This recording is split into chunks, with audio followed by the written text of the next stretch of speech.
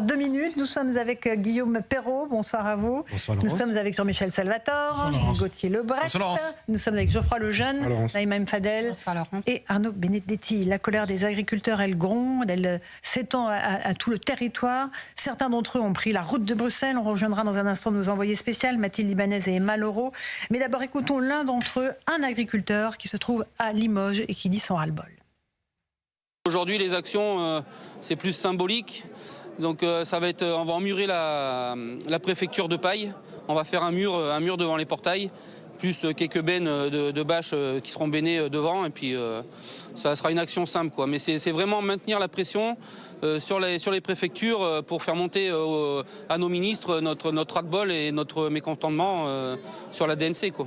Gauthier Lebret, on est face à une colère qui s'étend et qui, Geoffroy Lejeune qui est avec nous, a passé une partie de la journée sur un rond-point, c'est pas sur une autoroute mais un rond-point.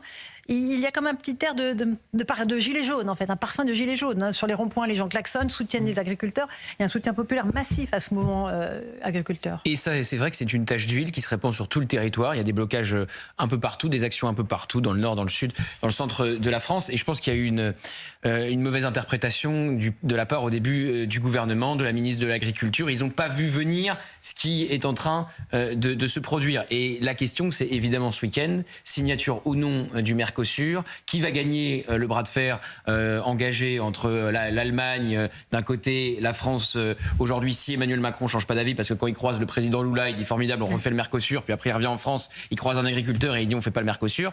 Donc s'il tient sa ligne et qu'il est contre la ratification du Mercosur, on verra ce qui se passe ce week-end, parce qu'Ursula von der Leyen, elle attend qu'une chose, c'est partir en Amérique latine pour ratifier le traité du Mercosur. Évidemment, dans ce cas-là, s'il est signé, la crise va monter crescendo et il y aura des actions encore plus fortes. Soutien populaire, et c'est aussi pour ça que le maintien de l'ordre a totalement changé. On n'en voit plus les centaures, les blindés de la gendarmerie pour faire partir nos agriculteurs. C'était d'ailleurs la ligne de Gérald Darmanin lors de la première crise, quand c'était lui le ministre de l'Intérieur. On voit d'ailleurs aussi que le dossier n'est plus au ministère de l'Agriculture, il est sur le bureau désormais de Sébastien Lecornu. C'est là que s'est déroulée la réunion d'hier soir. Donc il a repris la main, à mon avis, tant sur le volet du maintien de l'ordre avec Laurent Nunez, qui, à mon avis, a fait une erreur politique en envoyant les centaures de la gendarmerie. Et les hélicoptères. Et exactement, ça c'était donc jeudi.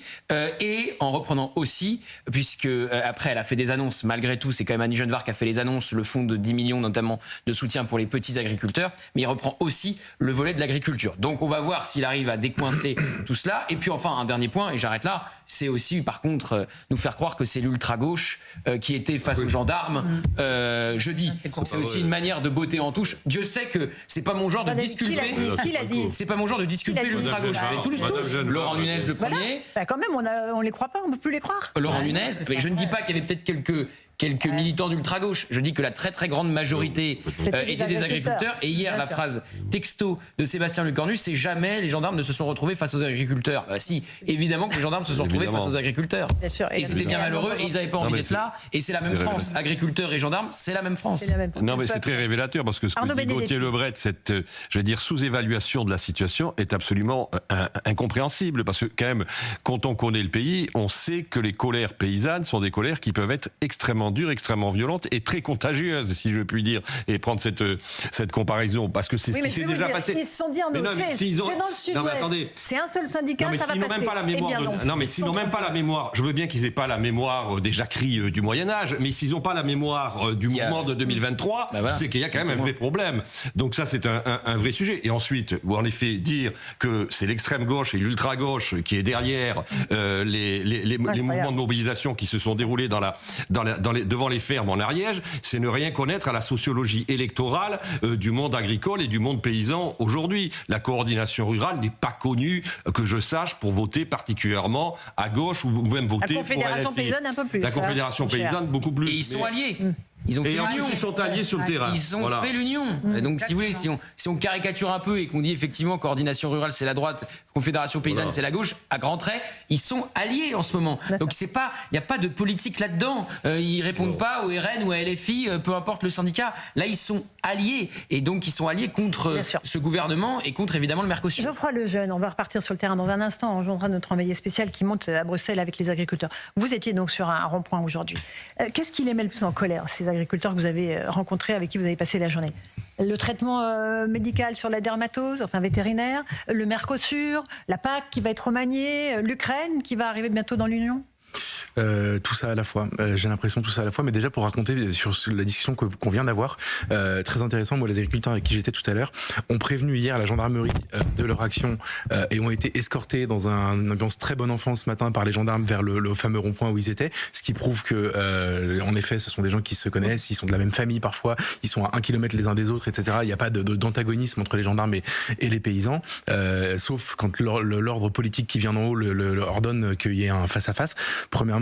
Deuxièmement, en effet, moi j'ai vu sur le rond-point des gens de la Confédération paysanne et des gens de la coordination rurale ensemble, qui par ailleurs sont copains parce qu'ils vivent pas loin, et donc ils ont peut-être des sensibilités politiques, je sais pas, mais sur les sujets du moment, ils étaient 100% alignés, il y avait zéro sujet politique, zéro sujet syndical, de guerre de territoire, etc.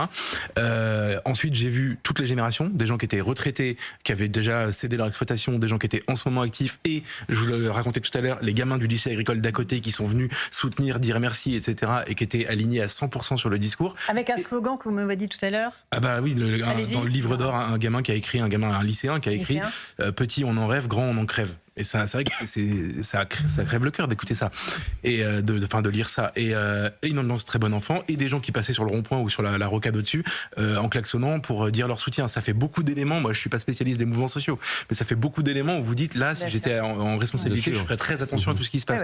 Et sur les colères, la dermatose, écoutez, c'est simple. Hein, pourtant, ça fait maintenant une dizaine de jours qu'on a commencé à travailler sur le sujet. Je n'ai pas entendu un éleveur dire que la solution adoptée par les autorités sanitaires était la bonne. Pas un seul. Moi, ce qui m'a plus frappé, c'est que quand vous discutez avec ces gens-là, moi je suis pas de la campagne et je connais pas tous ces sujets-là, mais vous dites pourquoi on leur confie pas la gestion du territoire français. Ils connaissent tout, comme vous disiez tout à l'heure, les saisons, la manière de faire pousser. C'est eux qui ont façonné notre pays. Mais exactement. Et vous dites, et on a des gens en cravate dans des bureaux à Paris ou dans des grandes villes ou à Bruxelles qui vont décider comment ils doivent faire leur boulot. C'est épouvantable. Et ensuite, quand vous ouvrez, moi j'ai pris une vague gigantesque parce que j'étais venu pour poser des questions. Expliquez-moi ce qui va pas. Et là, vous en prenez pour 4 heures. Tout le monde il va de son histoire. Vous prenez, il y a 40 ans, aujourd'hui, vous avez l'impression qu'il n'y a pas une décision qui a été prise dans leur sens. Et donc à la fin, vous les voyez en effet, donc la dermatose, je vous l'ai dit, mais sur ce que vous avez dit sur le Mercosur ou tous les traités de libre-échange, quand vous expliquez à ces gens-là dont la vie est pourrie par le fait de... quelqu'un qui par exemple a décidé de vendre sa viande, il y en avait un tout à l'heure, donc il élève des bêtes, il va à l'abattoir, on interdit maintenant les abattoirs municipaux, donc ils font des kilomètres pour aller abattre leur viande, il a un laboratoire chez lui, il est capable de conditionner sa viande et de la vendre. C'est des bâtons dans les roues, invraisemblables, il est contrôlé tout le temps, il galère comme c'est pas possible, alors que au supermarché d'à côté, il y a quelque chose qui a traversé la planète 2 fois, qui est beaucoup moins écologique, beaucoup moins bon, probablement pas du tout traité de manière aussi saine. Comment vous voulez lui faire comprendre que le monde dans lequel il vit est bon pour lui? C'est faux. Vous avez raison. Rapidement, Naïma, on va écouter parce que vraiment, quand je vous écoute, Geoffroy, ça me rappelle vraiment le mouvement des Gilets jaunes, parce qu'effectivement, c'était les ronds-points, c'était bon enfant, et ils étaient applaudis, on venait même les voir pour leur amener des mets, etc. C'était vraiment le chat, pour moi, le rat des villes et contre le rat des champs, tout simplement. Et je me retrouve exactement dans ce que vous venez de dire par rapport à ce qui se passe pour nos paysans. Et ça m'attriste énormément parce que je pense sincèrement, Laurent, je suis désolée de le dire ainsi, mais je pense qu'ils sont sacrifiés, non pas par Mme von der Leyen, mais par nos propres gouvernants. Bon, je pense que c'est une œuvre commune, malheureusement. On va dans un instant, je vous dis, retrouver notre envoyé spécial. Avant ça, une petite séquence qui va sans doute éveiller votre attention, Gauthier Lebret. Je crois que ça se passe à Strasbourg. Manon Aubry arrive sur un barrage et rencontre des agriculteurs. Alors, pour nos auditeurs, vous tendez bien l'oreille parce qu'au début, on ne comprend pas bien, mais à la fin, on comprend. Et là, l'agriculteur lui tourne le dos et lui dit « Mais Madame Aubry, mais on ne veut même pas vous parler. Vous avez embrassé Madame von der Leyen lorsqu'elle a été élue. » Écoutez cette séquence. Ah, il y a la maman Aubry qui est là. Bonjour. Non, pas bonjour. Ah, là, vous nous avez foutu dedans, hein. Ah ben moi vous savez que je préside le seul groupe. Moi je préside le seul groupe qui n'a jamais donné ce qu'il doit avoir d'accord de la Vous avez embrassé en von der Leyen après sa réélection, madame. Bien parlé. Vous êtes fou. Vous êtes fou, vous avez embrassé von der Leyen, c'est pas possible. Je peux pas. C'est celle-là qui me fout dedans. Non, je peux pas vous écouter. Parce que quand vous écoutez, c'est comme si... c'est pas possible. Et voilà, terminé, pas de discussion. Manon Aubry a dû faire demi-tour. Pour une fois que la France insoumise salue un adversaire politique, généralement, il refuse de leur serrer la main. Donc là, effectivement, c'était une image qui avait beaucoup fait le tour des réseaux. C'est Ursula von der Leyen qui est réélue.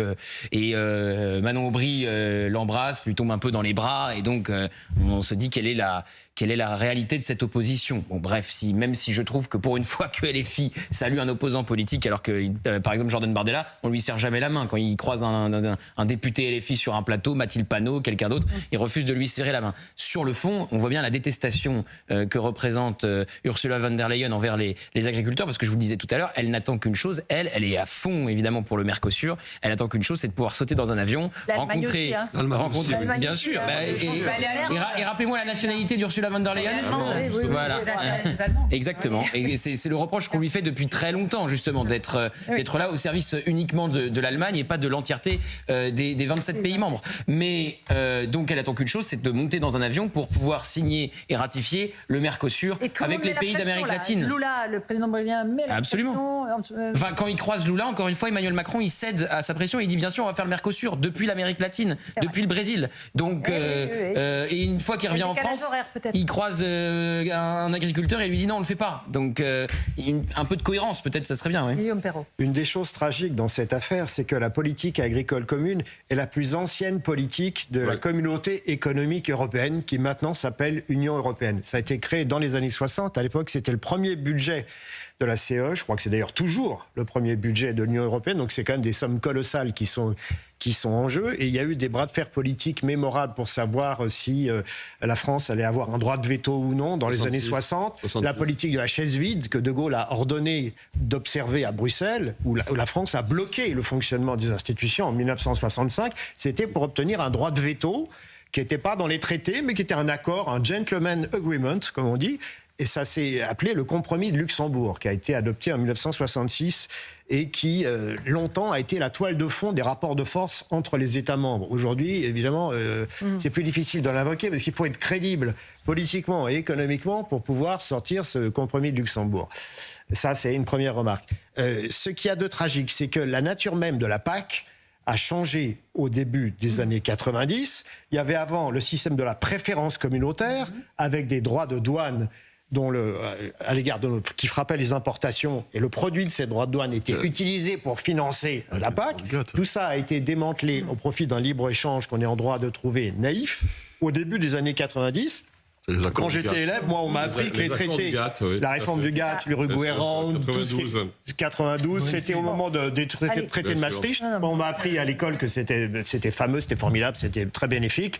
Bon, c'était certainement une vision beaucoup trop abstraite. Mais là, aujourd'hui, on est en 2025. Mais déjà, les paysans étaient dans les campagnes et dans les rues, à ce moment-là. Oui, mais il y en avait plus. Il y en avait plus. Alors, M. Salvatore veut intervenir. Ouais, moi, ce qui me frappe, c'est qu'en fait, il n'y a pas un homme politique qui est capable de parler aux agriculteurs aujourd'hui. Alors, on le voit avec Manon Aubry, on n'est pas très surpris, mais même au gouvernement, et là on est un peu plus surpris. Surtout au gouvernement. Parce que Sébastien Lecornu, il a quand même la réputation d'être un élu de terrain, il a été maire très tôt, etc. Il est très implanté dans l'Eure, et finalement, même lui, il n'a pas eu les signaux suffisants qui pouvaient lui faire penser que cette crise était quand même une crise extrêmement grave, une crise quasiment existentielle, et qu'il y a un vrai risque de boule de neige. On voit bien que s'il y a une décision défavorable sur le Mercosur, il y aura une amplification de cette crise, et on voit bien que les agriculteurs sont très, Geoffroy le disait très bien, sont très résolus, n'ont plus rien à perdre, et c'est vrai qu'ils sont victimes d'une accumulation de taxes, de normes, de directives européennes,